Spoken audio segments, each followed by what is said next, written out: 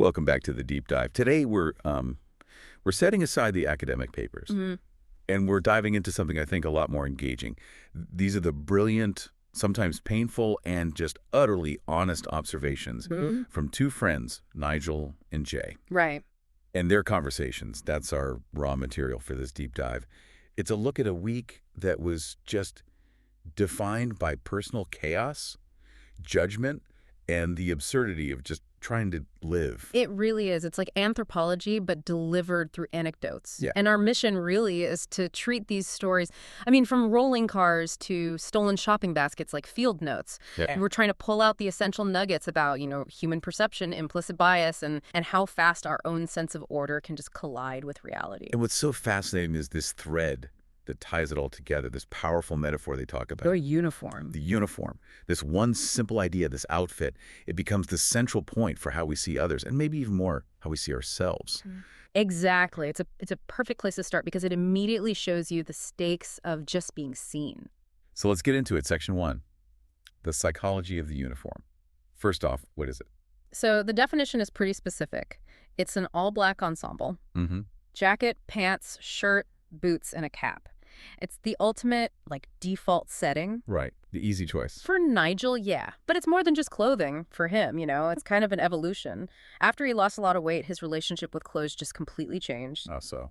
Well, he wants to be adventurous, fashionable, but the psychological comfort of that all-black look, it just keeps pulling him back. It's reliable. It's reliable, it's predictable.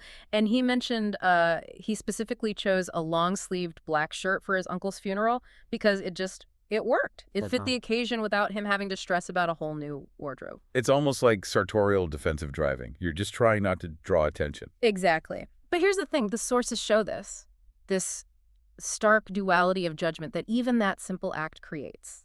It gets perceived in two totally opposite ways. Totally. Perception A is, the immediate threat assessment. It frames it negatively. You look like a potential perpetuator of crimes. It makes people wary. Right. That triggers caution. But perception B, which is what people miss, is the reality for the person wearing it. They're just trying to disappear, to take up less visual space in a world that's already sensory overload. And the result, intended or not, is that this uniform makes other people cautious.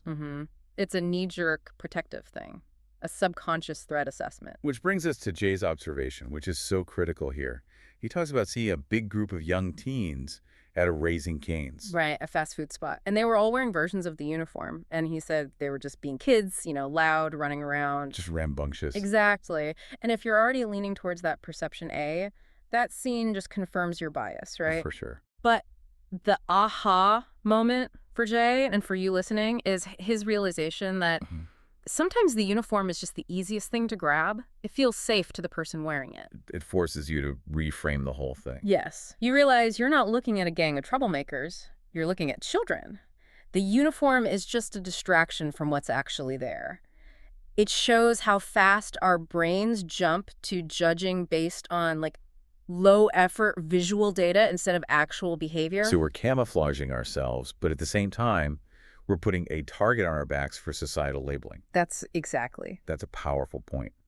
So if the uniform is about managing how people see you, let's pivot to section 2, where external reality manages you. Right. This is Nigel's week of just chaos. It's a textbook case of stress just piling on. It happens right after the funeral, too. Of course. When you're already under this high emotional load, that's when the universe just decides to throw everything at you. And nothing screams logistical failure quite like an escaping car. The story is just, it's stunning. So he's coming home, and his car, which has been sitting there for a bit, just decides to make a run for it. His theory is that the emergency brake just gave up. Yeah, that's his guess. It just failed.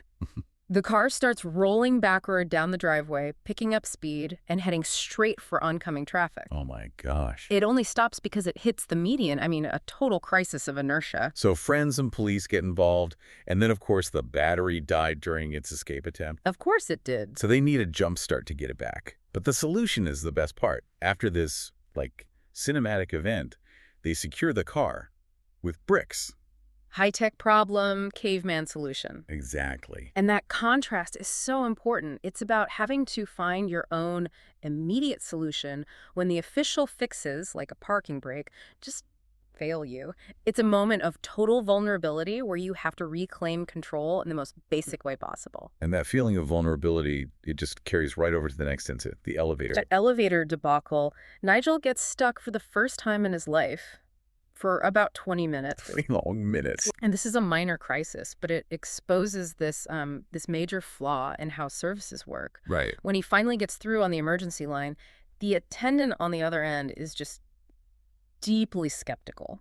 Not helpful, not reassuring, but questioning him. And you have to wonder, why the skepticism? Right. It's like the system assumes you're mistaken or exaggerating or maybe even pulling a prank. I think so. The attendant is probably doing this quick internal cost-benefit analysis.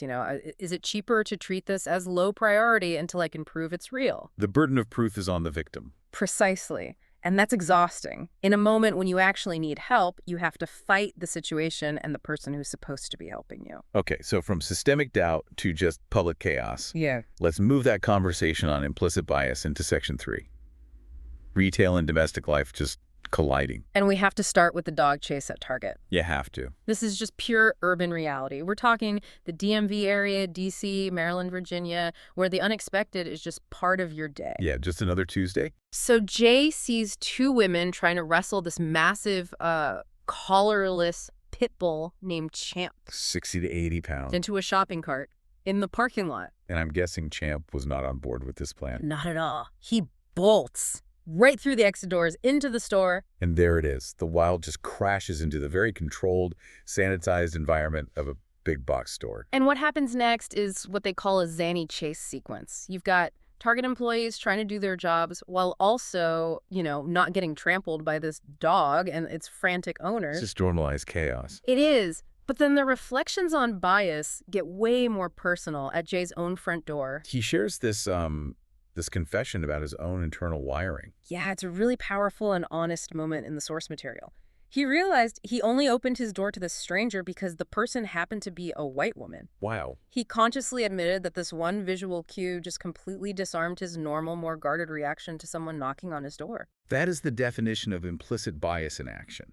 It's that unconscious, split-second risk assessment based on societal cues. And it shows bias isn't just about suspicion. It can also be about, unwarranted trust. Which is a perfect lead-in to this analysis of targeted advertising. Yeah. Specifically, this convenience store chain, Royal Farm. Right.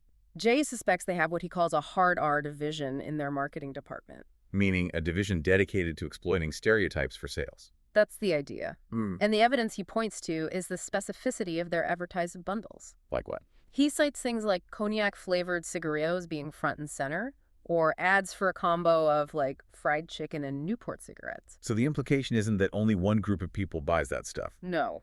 But that the store is clearly using these narrow, maybe even harmful stereotypes to target a specific population. Exactly. And the psychological impact on him as the customer is huge. He says it makes him pause, gives him the side eye when he shops there. He goes from being a customer to being a critic. Right. He's questioning whether the store sees him as an individual or just a collection of stereotypes to be sold to. It injects this layer of distrust into what should be a simple transaction. You go in for a sandwich and you leave questioning corporate ethics. That's deep. Let's move that reflection to public transit. Section 4. The quirky realities of the commute. Yeah, public transit in the DMV is a whole ecosystem. Nigel and Jay see a classic drug deal on the metro. And it's so common that their first reaction is to just invent a backstory for everyone involved. They create a whole narrative, complete with names and motives. It's a coping mechanism, right? A way to process the ambiguity by turning it into entertainment. Totally. It's self-soothing. But Yeah. maybe the biggest sign that the world is, back in balance is the return of the incense man. Local legend. He's a major cultural sticking point of the commute. This guy selling oils and incenses on the train, he just embodies the hustle. Right. His presence signals that, everyone's working, everyone's moving, commerce is happening everywhere, not just in stores. The disruption becomes a constant, a predictable part of an unpredictable day. Yeah.